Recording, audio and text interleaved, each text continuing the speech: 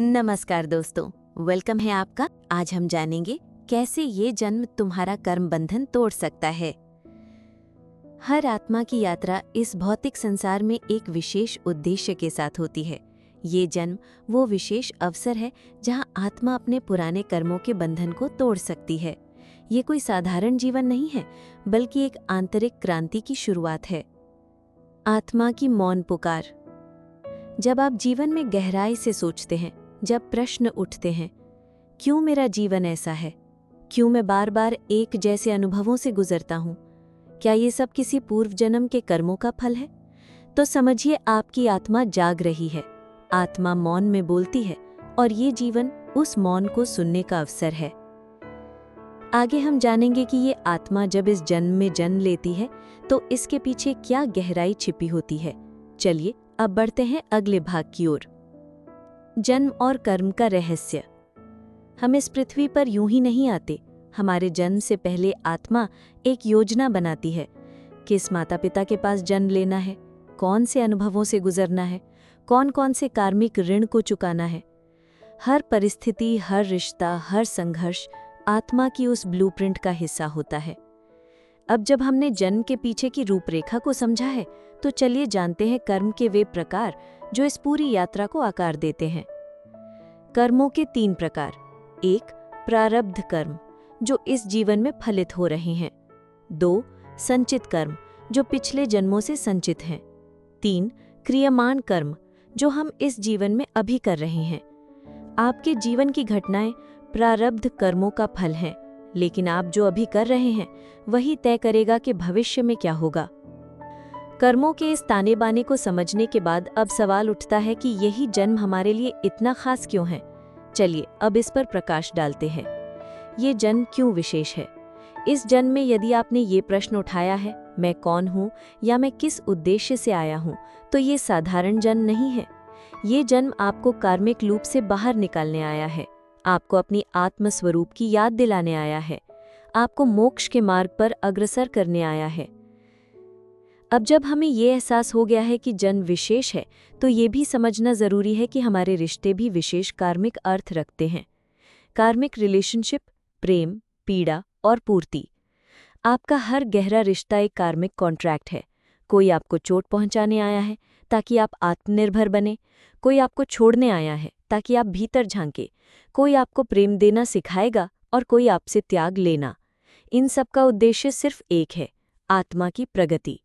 लेकिन आत्मा इन सब को भूल क्यों जाती है, यही जानने के लिए बढ़ते हैं अगले भाग की ओर। आत्मा क्यों भूल जाती है। जब आत्मा जन्म लेती है तो वो भूल जाती है कि वो कौन है। ये भूल इंटेंशनल होती है, क्योंकि बिना भूले सीख नहीं होती। हर पीड़ा, हर संघर्ष आत्मा को उसकी सच्चाई की ओर लौटाता है। और जब भूल खत्म होने लगती है तो आत्मा जागने लगती है। आइए अब इस जागृति को समझते हैं। आप क्यों जाग रहे हैं। अगर आप ये स्क्रिप्ट सुन या पढ़ रहे हैं, इसका अर्थ है आपकी आत्मा तैयार है। अब आप कार्मिक अनकॉन्शियसनेस से बाहर निकलने को तैयार है। ये जागृति ही पहला मोक्ष है। लेकिन फिर भी एक सवाल मन में आता है, जो दुख हम सहते हैं वो क्या भाग्य है या कर्म। आइए इसका उत्तर खोजते हैं। क्या दुख भाग्य है या कर्म। बहुत से लोग सोचते हैं ये मेरे भाग्य में लिखा था, लेकिन सत्य ये है, भाग्य इक्वल टू पूर्व कर्मों का फल, कर्म इक्वल टू आप वर्तमान में क्या चुनते हैं। आपका भाग्य आपके कर्मों से लिखा जाता है और इस जन्म में आप इसे बदल सकते हैं। तो जब कर्म से ही भाग्य बनता है, तब आत्मा को ये समझ आता है कि उसकी असली शक्ति क्या है। आत्मा की शक्ति। आप केवल शरीर नहीं हैं, आप आत्मा हैं, जो अनंत है, जो चैतन्य है, जो मुक्त हो सकती है।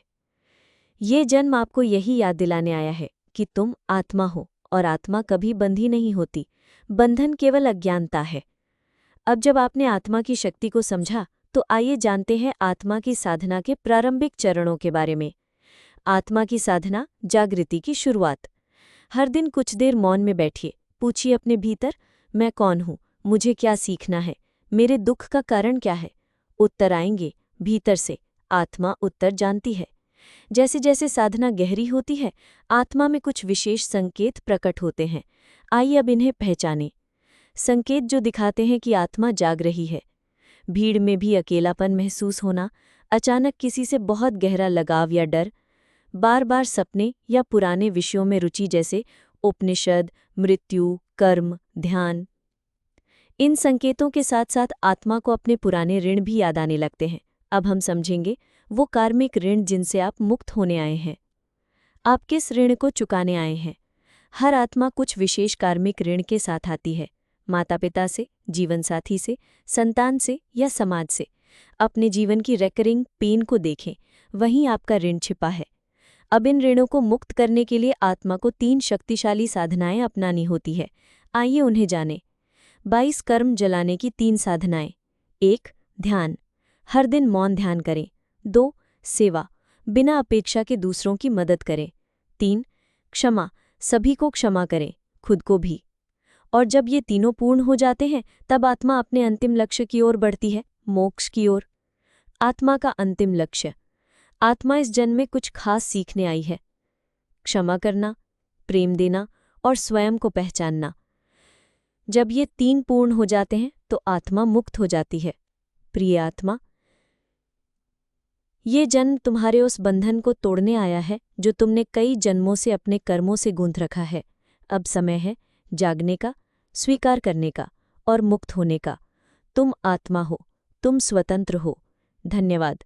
फिर मिलते हैं अगले वीडियो में।